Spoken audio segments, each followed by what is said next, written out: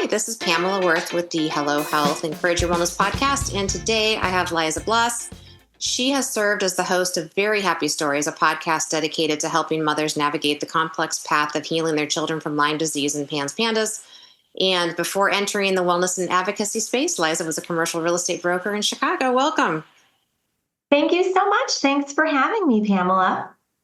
So this is very near and dear to my heart because my kiddo was misdiagnosed with autism, but in the end of the day ended up having PANDAS. And so would love to just kind of learn more about your journey and how you've helped people through understanding what's potentially a real diagnosis, a misdiagnosis, potential next steps. What do you do? What do you not do? Yeah, sure. Yeah, it is. It's super complex, right? And so many things overlap. So it's interesting. We did not even come to having a diagnosis of autism until my daughter was maybe like second year of high school. We really kind of fell down the rabbit hole of chronic illness and psychiatric conditions. And we're kind of, sinking and, drowning in all of that. And it wasn't until later, actually, it was my daughter who kind of kept pushing me, like, I need you to evaluate me for autism. Because she was reading a lot, at her age, super bright girl, still kind of not buying into all of the diagnoses that she had received over the years. And for her, it was really something that she wanted to explore. I had actually done a full neuropsych exam for her, maybe like in seventh grade or eighth grade, and it didn't come up as autism. So it was something that she was diagnosed with kind of like later as she had matured. Yeah, I think that's the tricky part too, is PANDAS really speaks to more of an underlying medical cause, whereas autism, you tend to think more neuro. And so how have you helped kind of people navigate in terms of when to test for medical underlying causes versus mental or, Yeah. I think it's fairly new for parents to think about bridging the gap that the two might be intertwined. They might not be. Yeah. Yeah. Gosh, that's such a great question. I feel like where we are now, my daughter's, almost 20 years old. And then my son, who also had a lot of neurodivergent issues, is now 17. Throughout seeing the journey now, I really think it's all medical. I think that these behavior issues, emotional dysregulation, nervous system, gut issues, anxiety, depression, intrusive thoughts, rumination. I actually think it all for us stemmed from medical conditions. So that's kind of, as you peel all the onion layers back, I really think that at the root, it is all medical. And then it just kind of branches out, into all these other pockets. And then it's one integrated thing, all wrapped up like this. But I think at the start, it is all medical. I don't know. What are your thoughts there? I totally agree, which is why I've helped people understand that, and it's so much cheaper now than it was, 10, 15 years ago. Yeah. But taking a look at doing testing for food sensitivities, the presence of any viral infections, bacterial infections, fungal infections, Lyme is a huge underlying factor in so many people. And then also taking a look at nutrition and potentially MTHFR and some of the things that can happen there. So it's just, and really taking a look at what is inflammation and what could potentially be causing inflammation in your system. And it's like that onion, how much can you really unravel to find it in stages, because you can't just do it overnight. You can't do it all at the same time. It's just, it's mind boggling. And so that's why I encourage people to test as much as they can for what might be causing what's going on. but again, who's going to help you through that process? And is your doctor really going to order those tests, or do you have to do it on your own? And thankfully you can do them on your own now, but it's, and I, thankfully, if it weren't for Beth Lambert, and a lot of the work that she's done and talking with me and others that had learned from her or in other groups, I didn't get any of it initially from any of the half a dozen doctors that I visited, except for one. Yeah. Thankfully, Yeah. there was one MD neurologist who, originally from Asia, educated at UCLA, that was the one that really helped navigate a lot of this for us. But it's really, and do you trust rando people on Facebook and Reddit, or do you continually throw money at potential practitioners that are going to tell you you're crazy, your kid needs antipsychotics, they need to be checked in for observation? I had a doctor tell me that I needed to be on meds, and I was like, let's just take a pause here for a minute. It's true. It's super overwhelming. That's the thing about it, is it's so overwhelming. It's so complicated. It's so multi-layered. And so, but moms know there's a problem, right? And the doctors just, they're so overwhelmed, and instead of them telling you, I don't know how to help you, they kind of can spin you out to whatever sticks for the doctor. And so that's what is also, difficult. And I think it is important to test. And I think one of the things that I learned now that we're on the other side of the journey is sometimes you really just have to get back to basics. And Beth Lambert and Documenting Hope talk a lot about that as well. It's that we have so much going on, right? And all of these things like technology that is supposed to make our lives easier can really spin us out into all these different directions. And so we're definitely living in a world of convenience. And that makes our food is convenient, our lifestyles, that's where our screens come in for kids, because there could be levels of convenience. I think that a lot of doctors are right, and that the mother is overwhelmed, right? Sometimes the mother has bacterial infections and lingering infections that we don't know about, like Epstein-Barr, or possibly Lyme or co-infections that morph into autoimmunes. So the whole family unit is struggling, right? And so so that's what makes it so challenging to heal your child. So after everything, what finally did help us get movement and click into recovery is really taking a pause and getting back to basics.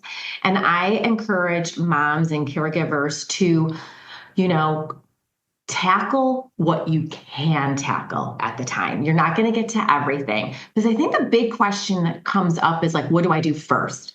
We have mold, we have Lyme, we have mitochondrial deficits, we have autism. Where do I go first? And I think you go first with what resonates with you. What can you handle? So for instance, some people it's diet. I can only do diet. My kid will not do any supplements. My child is adverse to any type of regimen. Okay, well then just go the diet route.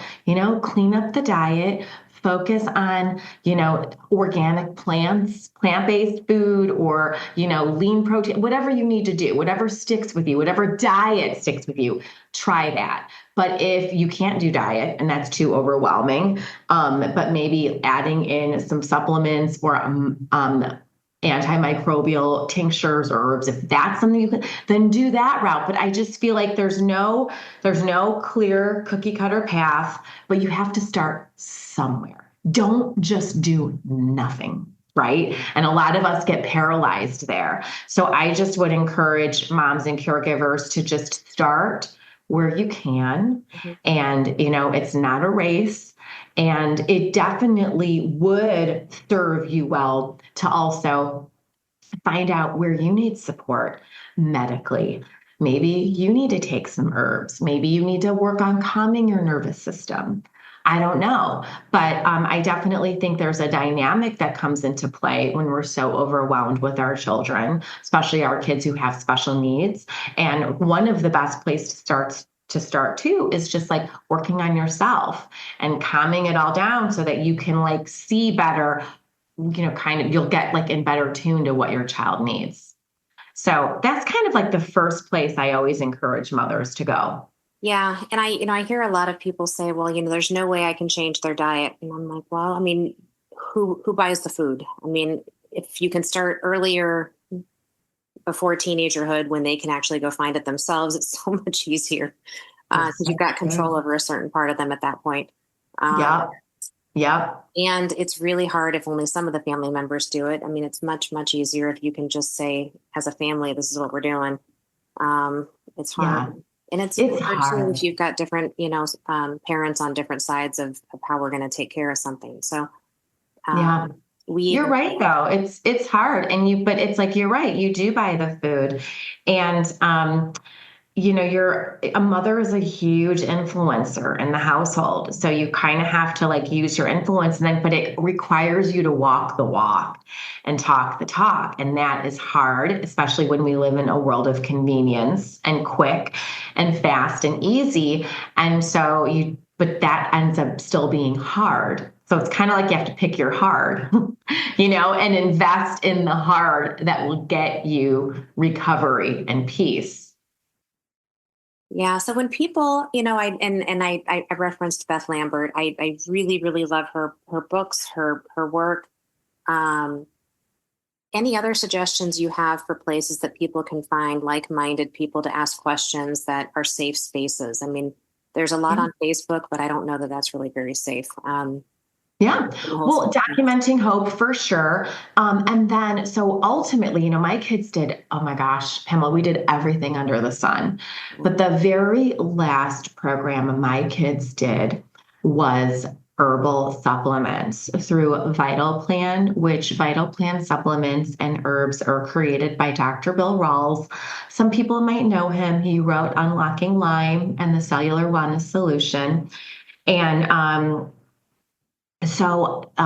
he created a community, an online private platform, and that is actually what I do now professionally. Is I manage the platform, and so and this is specific to complex chronic illness, not just Lyme, but all different things. We've got some people who have MS in our network. We have a lot of mothers, caregivers.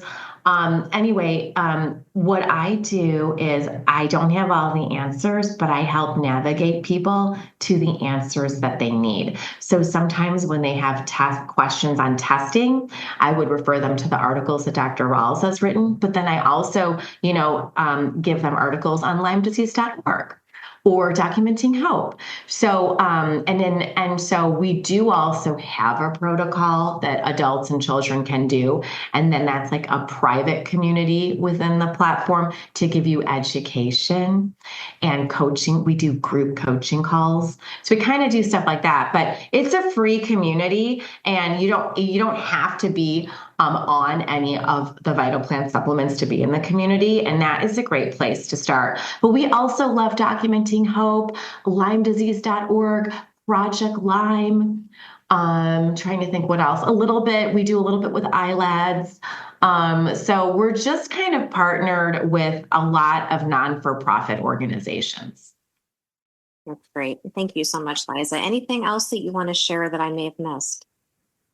No, I mean, I just always am a big proponent of getting back to basics, encouraging your family together to nourish the body, move the body, defend your body with the appropriate antimicrobials, and calm down that nervous system. And then I definitely talk a lot about detox. I mean, these are things that don't cost a lot of money, but that require a lot of effort. And, if you as a mom or caregiver work on your own empowerment piece, you can get these factors moving for your family. They actually are great places to invest your time, and they don't cost a lot of money. Yeah, that was one of the coaching calls I had this morning with someone, was helping them through what does detoxing really look like for them, and kind of understand. And they didn't really understand things like turmeric and boswellia and all of the extract and oregano. And omegas and the impact that they can have on inflammation and helping your body detox naturally. And so that, there's definitely a lot there for sure. Yeah, absolutely. Absolutely. And it is overwhelming, but like little by little, it's all about doing a little bit every day. And I think consistency matters so much. And I would so much rather see people do a little bit every single day than have these swells of like doing nothing and then jumping on for 2 weeks and then doing nothing. It's really the consistency that makes all the difference. Awesome. Thank you so much, Liza. You're welcome. Thanks so much, Pamela.